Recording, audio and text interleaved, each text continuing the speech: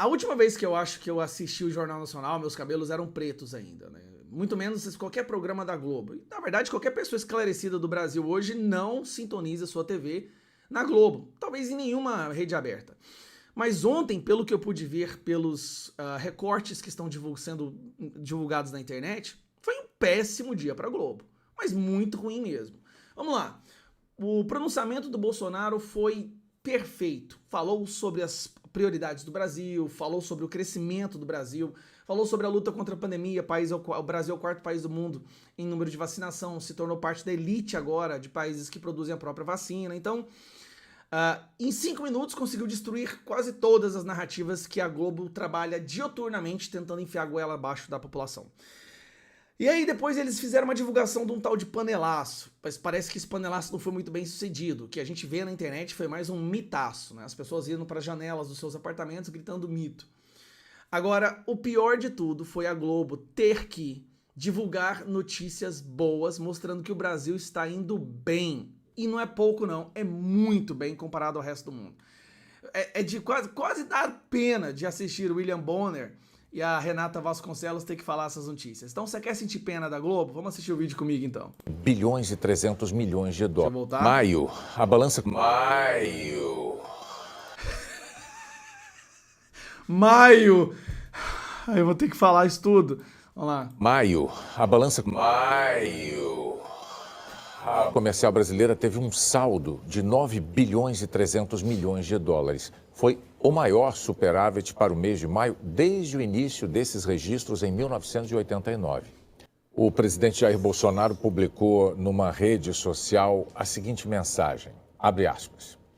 Nosso PIB superou as expectativas para o primeiro trimestre, crescendo 1,2% e voltando ao ritmo otimista do período pré-pandemia, resultado de um trabalho intenso que priorizou, além do combate à doença, proteger empregos e garantir a dignidade dos brasileiros.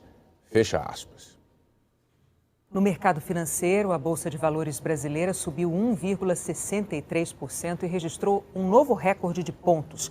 A cotação do dólar comercial caiu para R$ 5,14. O Produto Interno Bruto brasileiro no primeiro trimestre... Pensa no sofrimento desse povo de ter que passar tanta notícia boa assim que o Brasil está prosperando, né? A soma dos valores de todos os bens e serviços produzidos pela nossa economia foi 1,2% maior do que no trimestre anterior. E com isso, a economia brasileira voltou ao patamar em que estava antes da pandemia.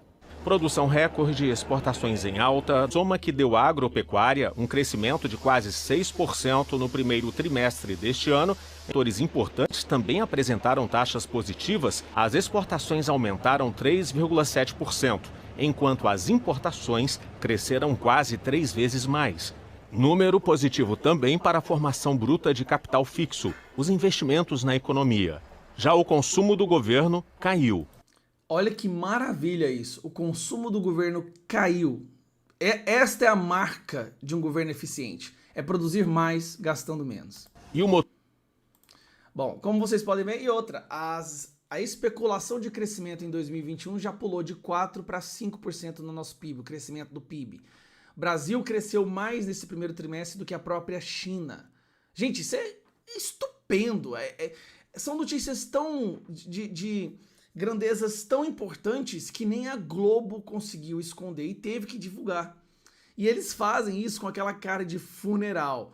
Porque quando é pra falar de número de mortos, quando é pra falar de tragédia, você percebe que falta apenas eles pegar uns pompons e balançar.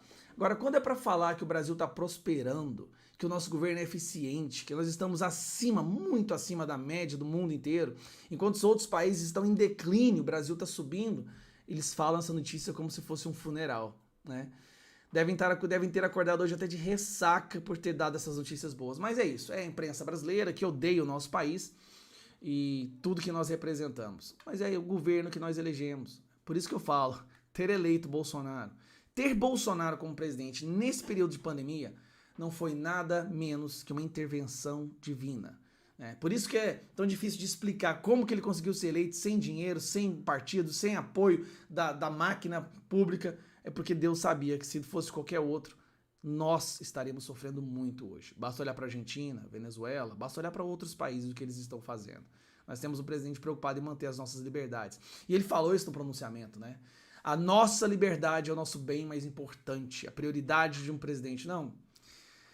Que orgulho, que sensação de que nós somos abençoados por Deus mesmo. Curta, se inscreva, compartilhe e a gente se vê no próximo vídeo.